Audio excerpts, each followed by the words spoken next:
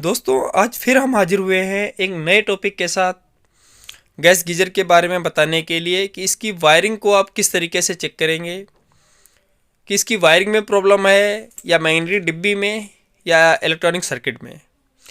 तो सबसे पहले आप लोगों को हम दिखाएंगे कि स्टेप वाइज किस तरीके से चेक करना चाहिए। सबसे पहले ये सेल आपको चेक करने हैं। इसके अंदर दो सेल लगे होते हैं, एक सेल लगा हुआ है, एक सेल ख़राब हो गया है। तो दूसरा सेल, ये गैस गीज़र वर्किंग में है लेकिन ये काफ़ी दिन से पड़ा हुआ है, इसलिए काफ़ी ऐसी कंडीशन लग रही है इसकी। तो इसके अंदर सेल लगा के आपको इस आउट पॉइंट पे, एक इस साइड और एक दूसरा जो अंदर का पॉइंट है, इन दोनों पॉइंटों पे चेक करना चाहिए कि 3 वोल्ट करंट आ रही है या नहीं। अगर इन दोनों पॉइंटों पे करंट आ रही है आपकी, तो फिर आपको आगे बढ़ना चाहिए।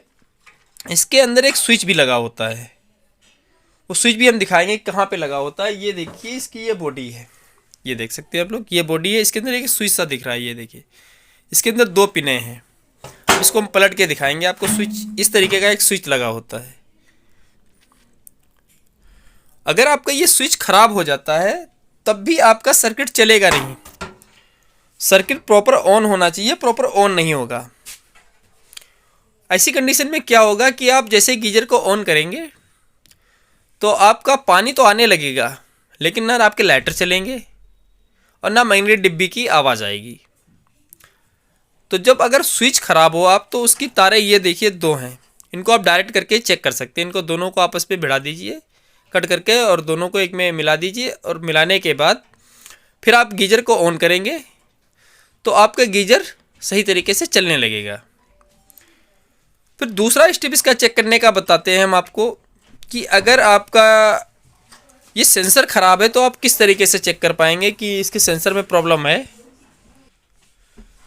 दूसरा तरीका, ये जो सेंसर इसके अंदर लगा हुआ है, इसको हम किस तरीके से चेक कर पाएंगे। तो इसको चेक करने के लिए आपको एक छोटे मैग्नेट की ज़रूरत पड़ती है, जो आपके पास होना चाहिए। अगर इनकेस मैग्नेट नहीं है तो अगर आपके पास कोई ब्लूटूथ है तो उसको इसके ऊपर जैसे ही लगाएंगे, अगर ये ख़राब होगा इनकेस, तो जैसे इसके ऊपर वो ब्लूटूथ लगाएंगे आपका जो गीजर है वो ऑन हो जाएगा। अगर स्विच आपका ऑन है तो गीजर के लाइटर जलने लगेंगे, तीनों लाइटर जलने लगेंगे और आपके बिल्कुल सही वर्किंग की कंडीशन में आ जाएगा। अगर आपका स्विच भी ठीक है और ये भी ठीक है, फिर भी आपका जो है गीजर ऑन नहीं हो रहा है, ना लाइटर चल रहे हैं, ना कुछ, कोई कंडीशन नहीं हो रही है, तो आपको ये समझ जाना चाहिए कि आपकी ये डिब्बी ख़राब है। और इसको डायरेक्ट करने का एक सबसे आसान तरीका होता है कि इसके सेंसर के तार आप निकाल दीजिए इस तरीके से, ठीक है। और निकालने के बाद आप इसके अंदर टेस्टर की सहायता से दोनों तारों को, इन पिनों को आपस में टच कर दीजिए। इन पिनों को दोनों को टच कर दीजिए। जैसे ही टच करेंगे आपका गीजर ऑन हो जाएगा। कभी कभी ऐसी भी कंडीशन आ जाती है, जो इसके अंदर ये आपका मैग्नेट पड़ा हुआ है, ये कभी कभी फंस जाता है इसके अंदर। कोई मिट्टी, मतलब कड़ पहुंच जाता है या कोई धागा पहुंच जाता है, तो ये यहीं पे फंस जाता है। जब भी ऐसी कंडीशन हो तो आपको मैग्नेट बस इसके ऊपर लगाना है। लगाते ही आपका गीजर ऑन हो जाएगा। तो दूसरा स्टेप तो ये हो गया, ठीक है। और तीसरे स्टेप में कभी कभी एक प्रॉब्लम ये भी आती है कि इसमें जो चूहे हैं वो तार और काट जाते हैं, तो आपका गीजर जो है सही तरीके से वर्क नहीं करेगा।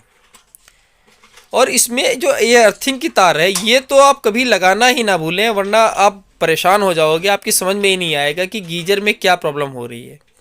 क्योंकि इस तार को जैसे ही आप काटेंगे, आपका गीजर 1 से 2 मिनट चलेगा, या मुश्किल से 30 सेकंड चलेगा, या हो सकता है 5 सेकंड चलने, या कभी 10 सेकंड भी चल जाता है, कभी 1 मिनट चलने के बाद आपका गीजर बंद हो जाएगा। आपको लगेगा कि डिब्बी में प्रॉब्लम है या इसमें प्रॉब्लम है। तो आप, या आपका एक इसमें और पार्ट्स लगा होता है, उसको हम दिखाएंगे। ये देखिए, ये ऊपर के साइड देखो 2 तारें जा रही हैं यहाँ से अंदर से। ये देखिए, ये देखो लगा हुआ है, ये देखिए अंदर। ये एक तरीके का रीसेटर होता है, जिसे थर्मोस्टेट कहते हैं। तो ये भी अगर आपका ख़राब है तो गीजर आपका ऑन नहीं होगा। तो इसको चेक करने के लिए आप इसकी, जैसे आपको लगे ये ख़राब है, तो इसको मल्टीमीटर की सहायता से, इसमें 2 पॉइंट होते हैं, कंटिन्यूटी पे लगा के दोनों पे लगाएंगे आपको, तो आपको ये पता चल जाएगा। अगर बीप का साउंड आ रहा है तो आपका ये पार्ट्स ठीक है।